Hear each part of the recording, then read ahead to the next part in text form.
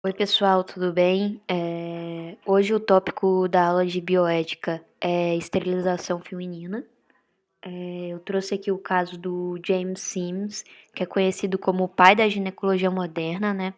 Quem era o James? O James foi um médico americano e ele é conhecido como o pai da ginecologia moderna por causa de algumas das suas descobertas. Ele que criou ali o espéculo, que é um instrumento que é utilizado para a coleta ali do exame preventivo, né, exame do colo do útero. Ele também criou alguns métodos estatísticos e, além disso, né, ele inicializou ali o tratamento de inseminação artificial. O James, ele realizava seu experimento em escravas, ou seja, em mulheres negras do estado do Alabama, né? Ele utilizava essas mulheres pretas como cobaias em das suas cirurgias, em alguns dos seus experimentos. Geralmente ele fazia diversas cirurgias, inclusive a cirurgia de fístula urogenital, ela foi testada em 7 mulheres pretas, escravas, e esses procedimentos eles eram brutais e dolorosos, né? Eles eram realizados sem anestesia. Perdurava, né, e perdura até hoje uma ideia de que as mulheres pretas elas aguentam mais dor.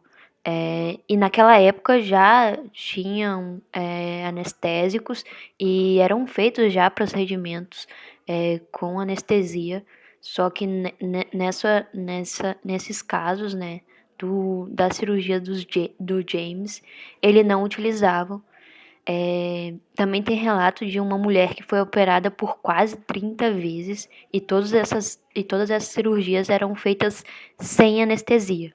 E essas técnicas, né, cirúrgicas, esses experimentos, eles eram aplicados em escravas, eram desenvolvidas essas técnicas, mas quem usualmente utilizava essas técnicas elas eram aplicadas em mulheres brancas. Esses procedimentos eram indolores, né, porque utilizava anestésico nessas mulheres. E por que que era aplicado, né? Porque essas mulheres elas tinham condições de pagar, mas na realidade essas técnicas elas só eram aprimoradas, só eram utilizadas em mulheres escravas, né, para desenvolvimento dessas técnicas mais robustas. Bom, alguns casos ocorreram no Brasil, né? Eu trouxe alguns. O Brasil ele já teve esterilização em massa, com apoio dos Estados Unidos, né? Foi criada uma CPI, uma comissão parlamentar mista de inquérito, nos anos ali 90, onde foram apuradas várias denúncias do escasso acesso de métodos contraceptivos, principalmente nas áreas mais carentes, ou seja, nas áreas povoadas por pessoas pobres e pretas. Então, as técnicas de laqueadura elas eram oferecidas como um escambo eleitoral e eram realizadas sem critério algum, sem critério clínico algum.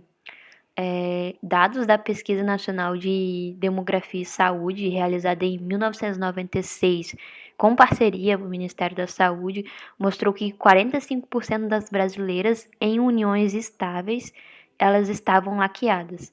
E um quinto dessas mulheres, elas tinham menos de 25 anos. Ou seja, essa laqueadura era feita muito precocemente. Com 25 anos, essa mulher não poderia ter mais filhos. Bom, então trouxe um pouco da história, né? Porque esse processo ele vem muito antes do que a comissão parlamentar ali dos anos 90. Em 1911, em Londres, no Congresso Universal das Raças, esse médico e antropólogo ele expôs uma tese de embranquecimento da população, né? Ele fazia uma defesa da miscigenação, porque acreditava que a raça branca acabaria de sobrepor a população negra e indígena. Ele ficou famoso por esse quadro ali à direita, que se chama Redenção de Cam, que mostra uma avó negra agradecendo, né, aos céus que o neto era branco, porque a filha, né, apesar de ser mestiça, casada com um branco e a cor branca prevaleceu. Com Getúlio Vargas, né, aqui no Brasil, que foi 34 anos depois do João Lacerda, decreto ali, lei, para que a composição étnica, né, da população, né, preservasse a ascendência europeia. Influência, né? A influência foi do relatório de Kinsinger, que falava sobre o crescimento da população mundial e da segurança dos Estados Unidos, né? Ele foi concluído em 1974 sob a direção de Henry Kissinger, e esse relatório ele foi adotado como política oficial em 1975,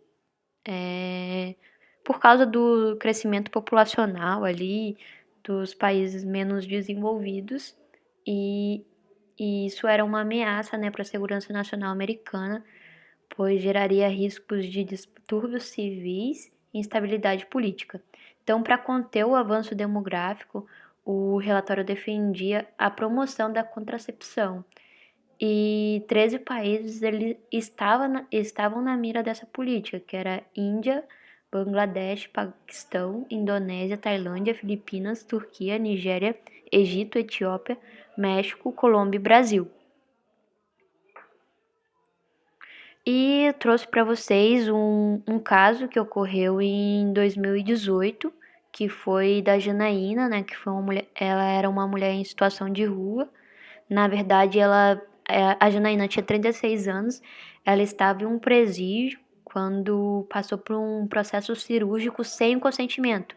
Realizaram a laqueadura, né, após um pedido assinado por um promotor. A Janaína tinha acabado de parir o 8º filho e foi laqueada sem o consentimento. Posteriormente, né, esse processo de laqueadura, o Tribunal de Justiça de São Paulo anulou a decisão.